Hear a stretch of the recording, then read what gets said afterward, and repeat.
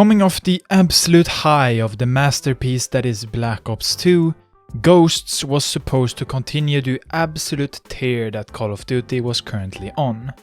What no one was ready for, however, was the complete opposite. A game that strayed as far away from the fast-paced and balanced multiplayer and the tense and deep zombies mode to replace it with an unbalanced and grey multiplayer and a boring and derivative single-player campaign. Hi, Regroup, team! Take back this fight! Tactical free-for-all. Tactical global thermonuclear war. Oh, you got an ass on you, all right. But you can just simply call me Amazon. And I remember the release of Call of Duty Ghosts as if it was yesterday. I didn't really take part in it. I had no interest in any game outside of Black Ops 2 at the time and no money to buy it on release. But I do remember the day very clearly. I did eventually get the game later on to play on my PC of all things. A computer so slow and bad it basically didn't even run. Let's just say that we all had some serious expectations for the developers of Modern Warfare. These expectations could have been met with the release of Call of Duty Modern Warfare 4, or another less formulaic reboot of the series. But instead, they decided to go the risky route, the new IP route. New IPs are always going to be a risk, obviously, but even more so when all the community genuinely wanted was a better version of Call of Duty Modern Warfare 3, a game that caught a lot of flack from a big part of the community. But this is giving the game way too much leeway, because this isn't that much of a departure. It's still Call of Duty, in a modern setting, but with a post-apocalyptic twist. Ghosts is now officially entering the nostalgia cycle, but before too many people are indoctrinated into somehow actually giving this game some leeway and forgiving its many downfalls, let's remind ourselves why Call of Duty Ghosts is still awful. Call of Duty has never been revered for its amazing single-player components outside of a few outliers. Call of Duty 2.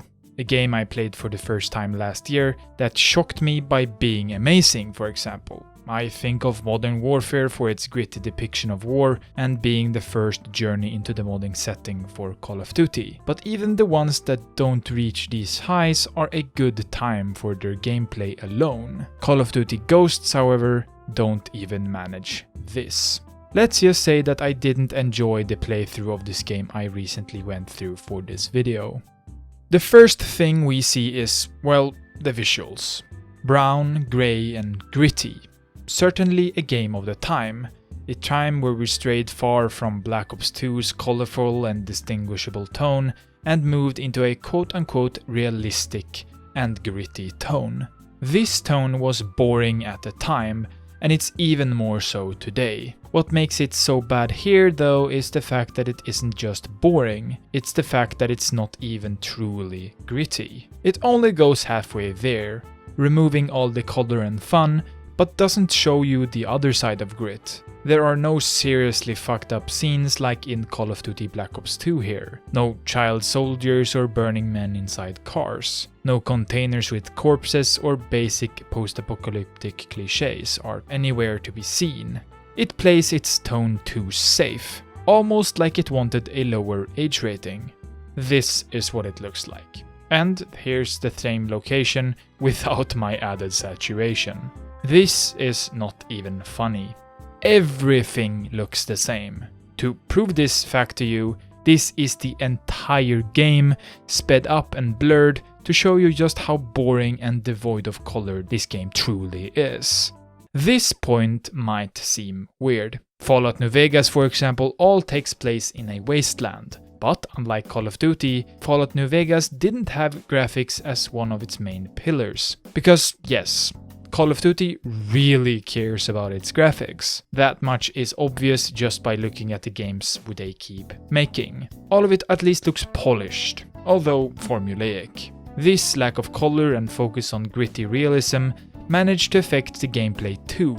Enemies hit hard and are equally hard to spot, to the point of often feeling unfair. Something we'll touch on a bit later. The first space section is truthfully impressive. What seems to first be a cutscene, an impression I got from its seemingly impossible graphics and setting, turns out to be a full-on gameplay section complete with combat, but it is shrouded in meh. It's preceded by a couple of short minutes of rushed story, another reason the campaign sucks. The ghosts in the title are these legendary army dudes that are scary to the opposition. That's about as deep as I'll go. Now, some spoilers. The biggest quote-unquote plot twists is the fact that your dad is the ghost, a plot twist so boring and contrived it was obvious from the first literal 5 minutes of the game, and the fact that the main antagonist, Rourke, is also a ghost that was brainwashed to hunt down his old buddies. Yeah, both of these twists fucking suck and are so obvious they barely count as twists. The gameplay then, one of the most important pillars of a game, has to be its saving grace. The reason why people somehow found a reason to like this game. Well, no. Just no. Call of Duty's gameplay has always been its most solid and ultimately the most commendable part of its makeup. It's what makes the games great is what I'm trying to say.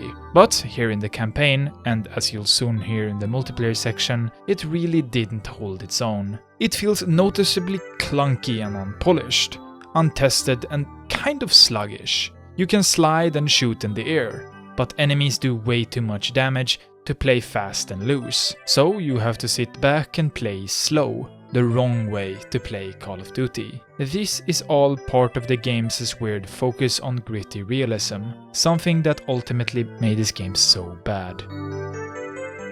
Here we are at last, the most important part of a Call of Duty game, the versus modes often referred to as the multiplayer, and the gameplay it harbors. The visuals of the campaign continue here. Not quite to the point of the campaign, however, with some standout maps allowing for actual good visibility, while others manage to be somehow worse. This leads me to the maps. Oh, the maps. There are like 2 great maps in the game. The one with the hot dog stand and the one with the prison gate, which honestly has some really bad visibility now that I think about it. What these maps have in common is their relatively small size, one of the game's biggest misses. Call of Duty Ghosts wanted to make flanking and stealth a genuine mechanic in its multiplayer component, with a focus on more thoughtful and slow play. This is bad. Really, really bad. The time to kill is horrendous. Way too fast, not allowing any nuance in a fight. There were very few times when I played the multiplayer mode that I won a fight after being hit. This is fair to some, but when visibility is so bad, the maps are so huge and the weapons all have the same time to kill, it all just feels the same. Maps like Stonehaven just don't work on any single level. It's without a doubt one of Call of Duty's worst maps of all time. It's big. Like huge. It's open, making weapons with range overpowered and weapons that are truly fun to play and truly fun to use like submachine guns and assault rifles useless compared to light machine guns with thermal sights and automatic snipers. It's also just green. Don't get me wrong, it looks great. It's a place never executed to this level before, graphically. But damn. This map just doesn't work at all. There are more maps like this. Huge maps with no real form or point of interest outside of their token over-centralized camping spots. The gameplay loop of Call of Duty Ghosts is very similar to its predecessors outside of its small twists on the formula. I have mentioned these twists already. An emphasis on slower play and flanking, a multiplayer first-person shooter with stealth elements, a shorter time to kill and bigger maps to balance all of this out. These don't work in reality, and the best moments I had in the game took place when Ghost felt like any other Call of Duty game. It felt good when I managed to turn on my aiming skill and got a couple of kills, but they always felt worse than getting a kill in any other Call of Duty title because of the short time to kill. It kind of felt cheap. I was often frustrated by the players actually trying to play the game the way the developers wanted them to, sitting in the back of the map with a thermal scoped LMG or in a bush waiting for their prey. The weapons on offer vary greatly. The pistols, for example, all manage to feel underpowered, like their time to kill is that of Call of Duty Black Ops 2. Same with most of the SMGs, except for the MTAR-X, the best weapon in the game in my honest opinion. The assault rifle category is dominated by the Honey Badger and AK-12, two weapons that feel great to use, but damn are they boring. One thing I kind of have to mention is the inclusion of built-in attachments on some of the guns, the Honey Badger's silencer being the most notable. A cool twist that doesn't add anything really. The score streaks are nothing to write home about, the perks are the same. Nothing special really. Also, you've been seeing me play against bots for a little bit of this video. That's because if you don't play at the peak hours, there are at most 20 people in the game, with about 3 of them sitting in a multiplayer playlist. Kind of sad.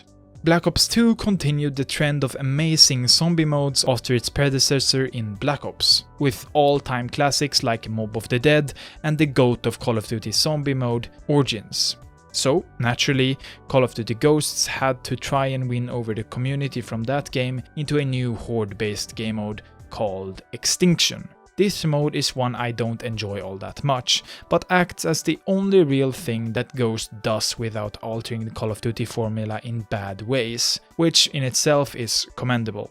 I'm not going to go deeper than that because I didn't really play it all that much. Sorry about that. Grey, lifeless, and just flat out boring. This is what I see when Call of Duty Ghosts is mentioned. Slow, unfair, and frustrating. This is what I feel when Call of Duty Ghosts is mentioned. These aren't good things. And these are things that Ghosts are. If you like these things, you probably don't like any other Call of Duty games, because no other focus on these things. They shouldn't. That's not what Call of Duty is about. Call of Duty is about fast-paced casual play with fun rewards and systems around that. It's about shooting and getting shot, not about hiding and getting punished for not playing the roof of a building with sentry guns and LMGs. Going back to playing this game was an eye-opener for me, because I too thought that maybe, just maybe, this game was just overlooked at the time. A game that didn't live up to our high expectations and was therefore hated for its new tone and focus. It wouldn't be the first time something like that happened, but here we are. A video full of bad and mediocre later with a new look on the worst Call of Duty of its time, only rivaled in the worst of all time category by Call of Duty Infinite Warfare. But even that manages a great side mode and frankly kind of amazing single player component. Almost worse than being bad. Ghosts is boring and monotonous, forgettable and bland. But most importantly, Call of Duty Ghost is just different for the sake of being different, and it frankly doesn't work at all. This refusal to conform to its predecessors might sound like a decision to shower with praise, but removing all that makes Call of Duty great is not a change I want, nor should you.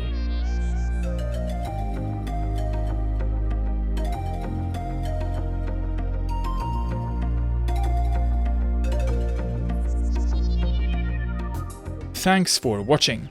This video is the first one after my huge hiatus making the Minecraft one, but it's out now, so that's reassuring at least. The next big video is about Grand Theft Auto 4, a game I love and a pretty linear game, so it's going to be relatively easy to write and talk about compared to Minecraft. I'm not going to give you any release dates, but let's hope it comes out by the end of this summer. Thanks again for watching and subbing and stuff.